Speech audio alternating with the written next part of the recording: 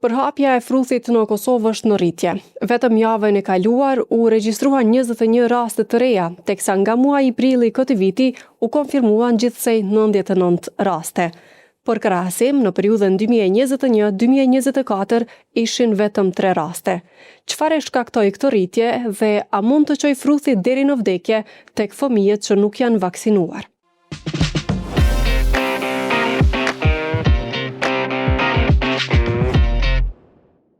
Sipas të dhënave të Organizatës Botërore të Shëndetësisë, mbi 95.000 njerëz vdeqën gjatë vitit 2024 nga fruthi, shumica prej tyre fëmijë nën moshën 5 vjeç, pavarësisht se e kishin në dispozicion një vaksinë. Rreth rritjes së rasteve të fruthit në Kosovë, rëndësisë së vaksinimit dhe masave që duhet marrë për të mbrojtur, do të flasim në këtë episod të podcastit 5 pyetje me Edita Gorancin, epidemiologe nga Instituti Kombëtar i Shëndetësisë Publike në Kosovë.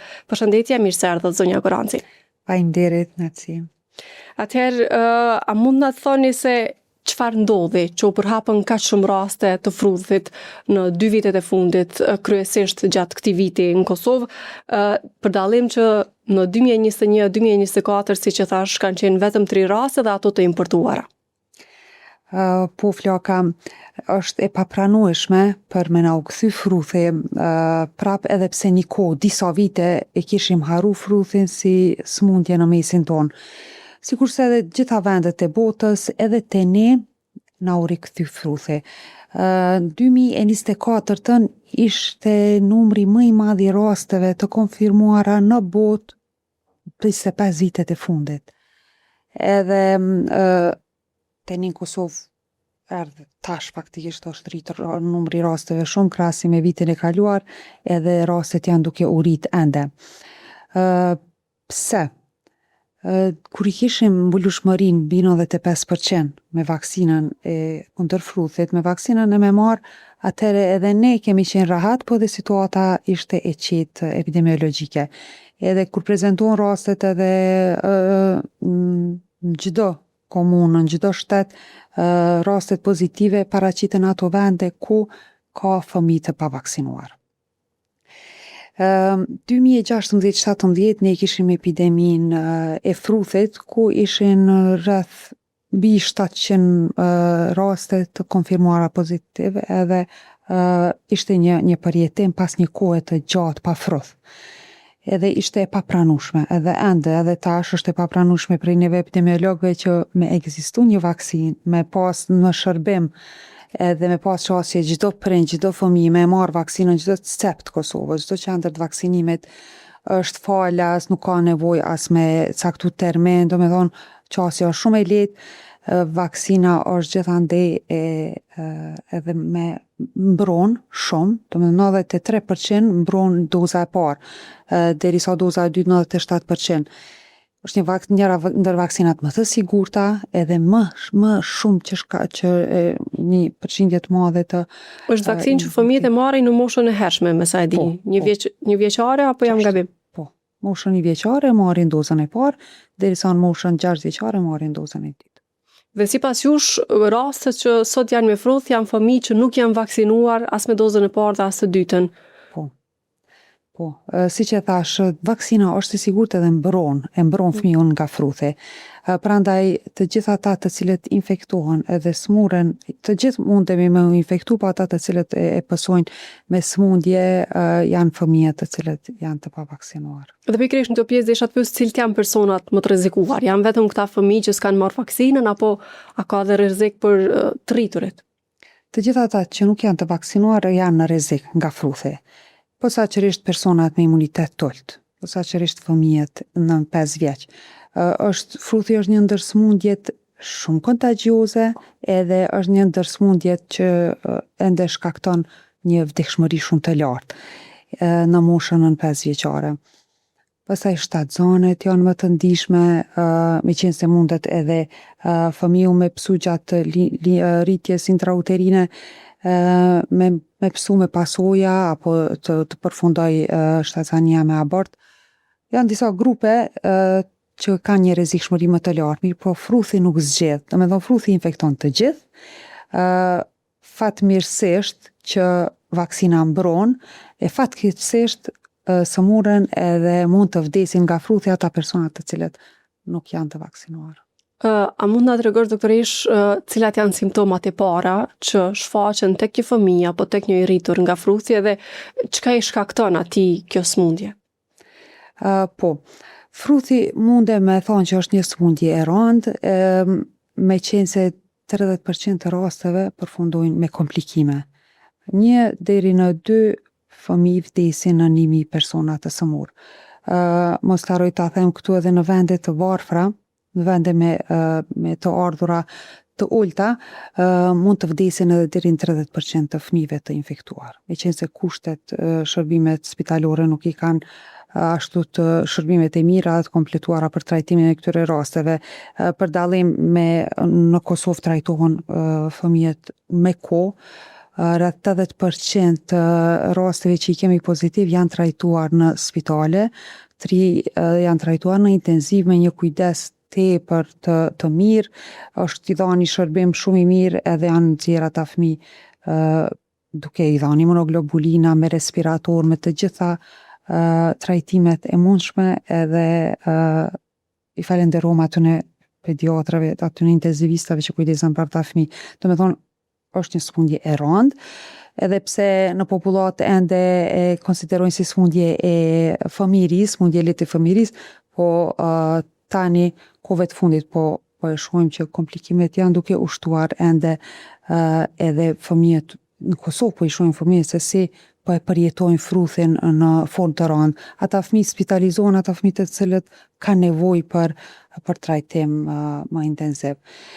Simptomet e para janë sigurisht të sëmundjet e tjera virale, temperaturë, ethe, rinit, një skuqje e konjuktivave, sy të lagur, dhimbje fyti, ku pas Por çka e dallon ndoshta me sëmundjet e tjera virusale, që një prind mund mendoj që ka vetëm një grip ose një ftoje fëmia e tij dhe të mos e di që ka fruth. E vërtet, shumë pyetje me vend. Domethënë ditën e 3-4 fillojnë egzantemat. Janë disa pikëza të kuqe të rrafshta, të cilat paraqiten në lëkurë. Edhe ato e karakterizojnë fruthi. Mirë, po nuk është vetëm fruthi që prezentohet me egzantema, po fruthi ka një simptom që në 80% rasteve paraqitet, janë njollat bukale apo njollat e koplikut, ne i thojmë, paraqiten në pjesën e brendshme, në mukozën bukale, drejt me mollarët, ku ajo janë si shenja të bardha brenda faqeve. Po, e vërtetë ajo është një shenjë që mjeku e konfirmon klinikisht që është fruth. Çka mund të jetë ndoshta më pas pasojat tek ai fëmijë përveç këtyre simptomave, sa mund të zgjasë ndoshta sëmundja deri tek shërimi? Po. Domethënë prej të gjitha atyre të smurve 30% pasojnë komplikime. Komplikimet janë otit, verbem, pneumoni, encefalit. Mund të shkaktojë dhe vërbimin tek fëmijët? Po. Domethënë mundet me lënë fruthi pasoja. Virusi i fruthit hyn në çdo qelizë të organizmit, po e ka ma i ndihshëm janë mushkrit, po edhe të gjitha organet e tjera. Domethënë mund të sulmoj të gjitha organet, edhe varësisht për imunitetit të fëmijët, varësisht se si është trajtu, fëmiu mund të pasoj me komplikime dhe të mbeth me pasoja të përhershme, edhe mund të përfundojë edhe me vdekje fatkeqësisht. Kur rrezikohet doktoresh me vdekje? Ndoshta kur është ajo pikë që ju e shihni që një pacient vërtet po rrezikon vdekjen nga fruthi? Pneumonia është një sëmundje e mushkrive e cila mundet të shërohet, po mundet edhe me përfundu me fatalitet. Mushkrit janë një organ shumë i ndihshëm. Rastet me panencefalit, me encefalit, inflamacion të sistemit nervor qendror, organe që janë vitale. Pra mund të dëmtoj rënd mushkrit dhe trurin e të infektuarit. Dhe këtu është rreziku që mund të shkohet pra deri në vdekje. Po. Që kjo është arsyeja. Pasi që të paraqiten komplikimet, atëherë ndonjë fëmijë edhe nuk i mbijeton komplikimeve. Fruthi e shkakton një gjendje të përgjithshme të smur të fëmijët, domethënë sulmon çdo qelizë dhe fëmiu është në atë kohë shumë i brisht, edhe imuniteti fillon me ra gjatë sëmundjes.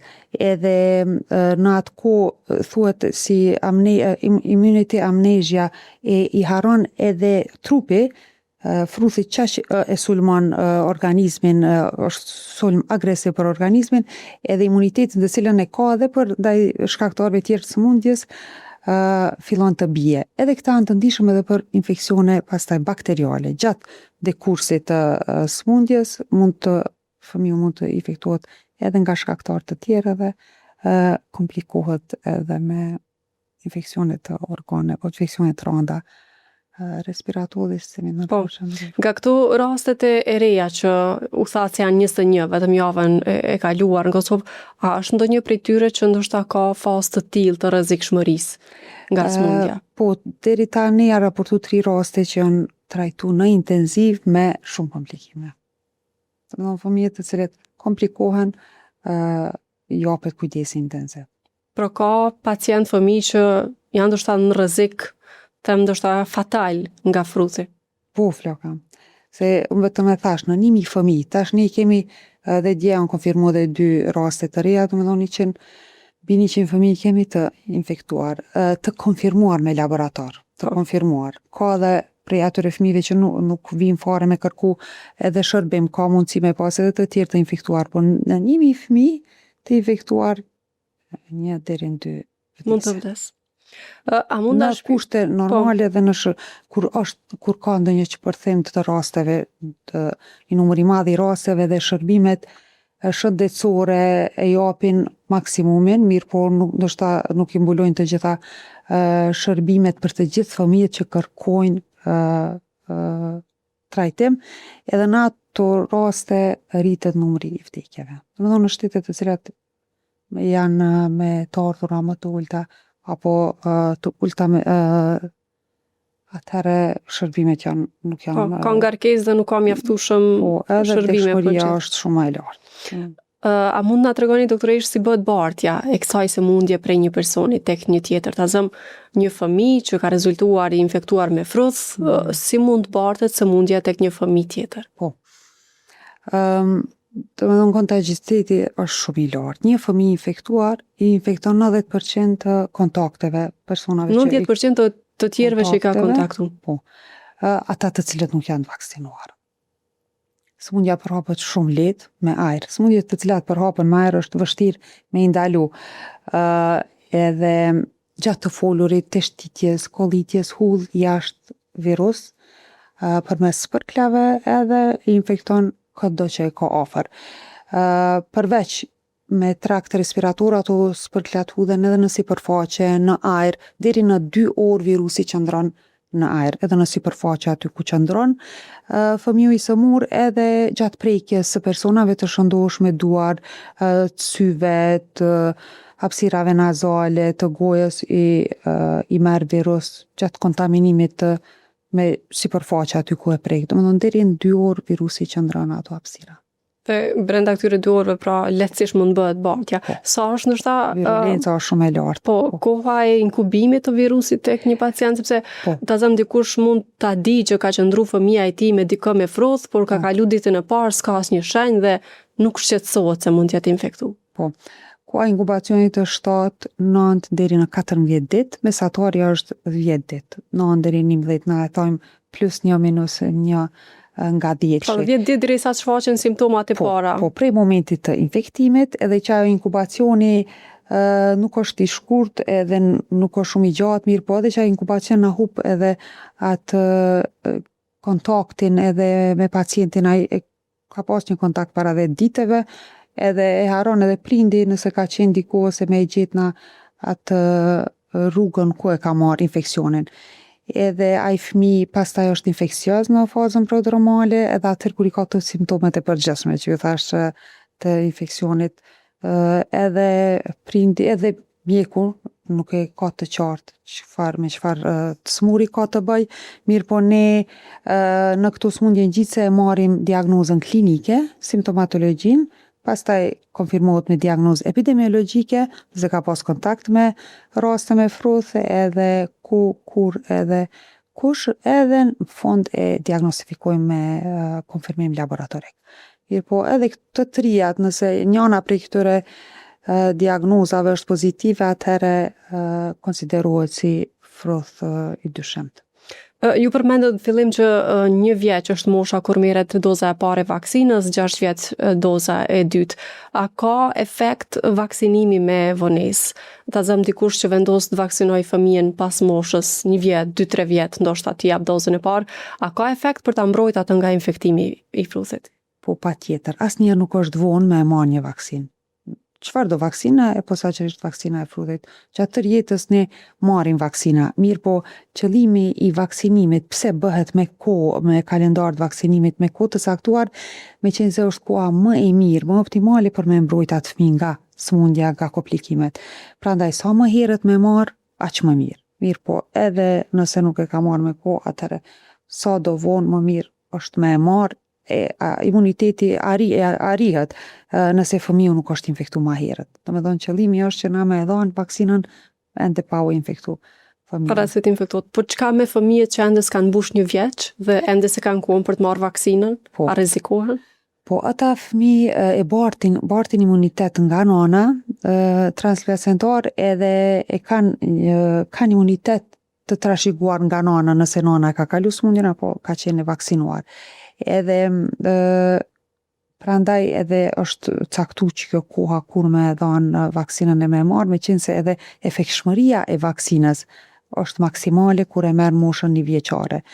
Kur merret vaksina më herët, atëherë nuk e arrin qatë përqindjen e lartë të imunitetit, si e tregova më herët 93%. Prandaj kjo është koha optimale. Në kohë të epidemisë, kur ka epidemi, atëherë vaksinohen fëmijët edhe më herët, edhe për me i mbrojt edhe atë kohë, edhe pse efektshmëria e vaksinës nuk është maksimale, mirë po në këtë rast, kur vaksinohen në 1 vjet, atëherë marrin kjo dozë është jashtë kalendarit. Domethënë patjetër duhet të merren edhe 2 doza tjera që të kompletohet. Që të kompletohet. Po, për me pas efektshmërinë e plotë.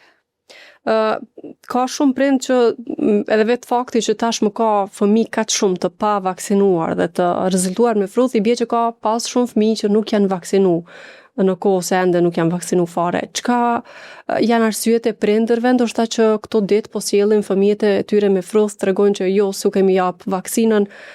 Cilat janë arsyet, pse se kanë bërë? Shumë pyetje me vend.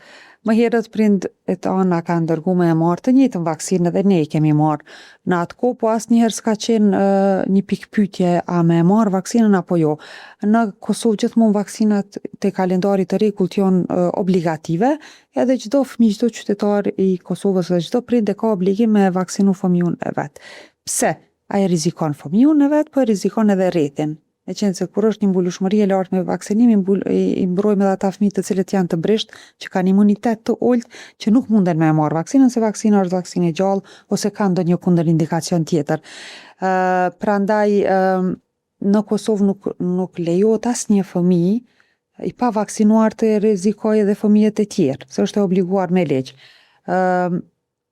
Në shkollë duhet të jetë fëmiu i vaksinuar. Tani vaksinohen fëmijët para se mu regjistruan, para se me fillu shkollën, kompletohen me ato vaksina që është dashur mi marrë deri në moshën 6 vjeçare që mos me rreziku edhe fëmijët e tjerë. Gjithashtu edhe në kopshte është obligative fëmiu me qenë i vaksinuar. Jo për të mirën e atij fëmijët, individit, mirë po edhe për të mirën publike të tjerëve. Në përgjithësi të popullatës. Prandaj asnjë fëmijë s'ka të drejtë me rreziku tjetrin i cili është ende në moshën 1 vjeçare për shembull, ose ka një imunitet ulët, ose ka ndonjë kundërindikacion. Pse po ndodh kjo? Shumë e papranueshme, në një keq informim, një keq informat që e lexojnë në një lajm të rrejshëm, me thonë në media sociale prindërit, me vendos për mos me vaksinu fëmijën. Ajo është një përgjegjësi e madhe me prindi me vendos mos me vaksinu fëmijën, kur ka vendos dikush tjetër, ka vendos shkencëtar, ka vendos rezultate të ulumtimeve të ndryshme që janë bërë derisa vaksina është ardhur në përdorim. Prandaj edhe prindi është shumë i brisht me vendos me një informat të rrejshme në media sociale. Prandaj çdo prind duhet të diskutojë me mjekun, të shqetësimet të cilat i ka, në ato informata të rrejshme që i ka marrë, apo keq informime, me qenë se fëmiu mundet me psu për ati keq informimi të prindit. Domethënë kjo është e papranueshme. Edhe Çfarë arsye japim kur vinë, sepse po. edhe si u përgjigjeni ju ndoshta rasteve të prindërve kur hezitojnë të japin fëmijëve të tyre këtë vaksinë Po. me informatën se kjo mund të ndikojë në zhvillimin kognitiv mbas edhe fizik të fëmijëve të tyre. Po, e vërtet, prindërit vinë me shumë pyetje, po shqetësohen që fëmiu a ka me qenë mirë pasi ta merr vaksinën, a ka me ndiku diçka në shëndetin e tyre, po saçërisht për vaksinën e MMR-s është lidhshmëria me autizëm.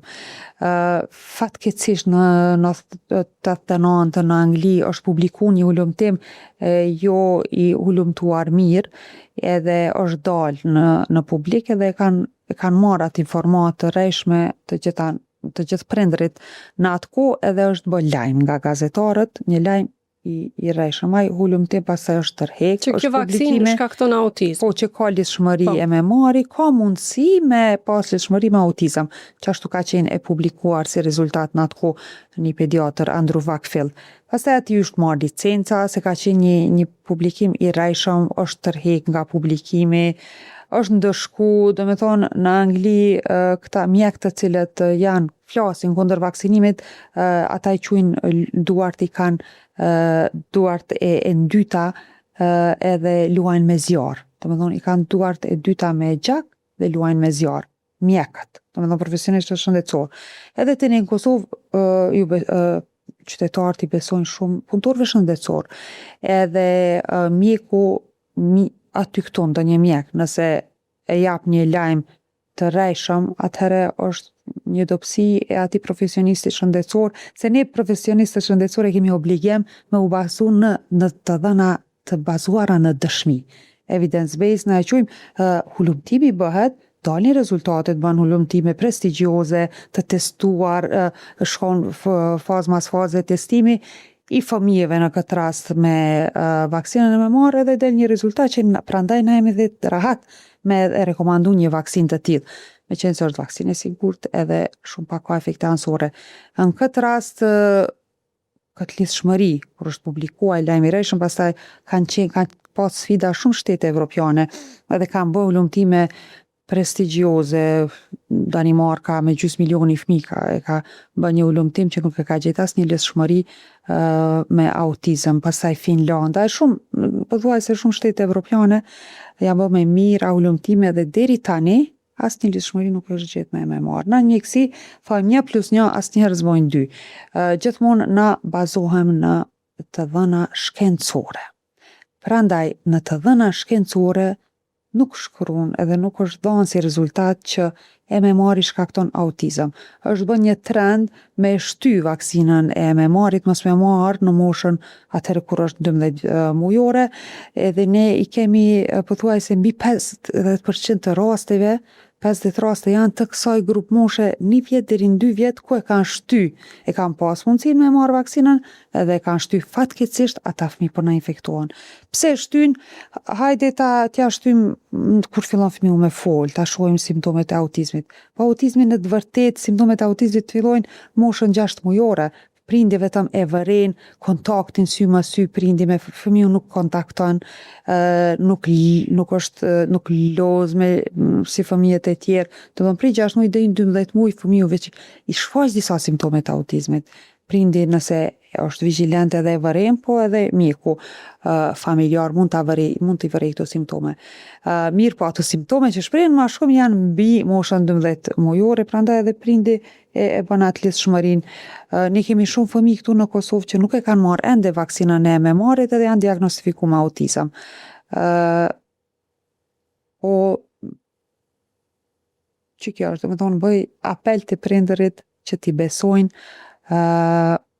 mjekut, e mjekët të bazohen në të dhënat më të reja, që çdo ditë ne kemi qasje, profesionistët shëndetësor në Kosovë, kemi qasje në hulumtime shkencore në të gjithë botën që bëhen, edhe kemi mundësi tash me lexu përmes internetit, kudo. Përpara është dashur me marrë një libër, me ble, me huazu, për me lexu.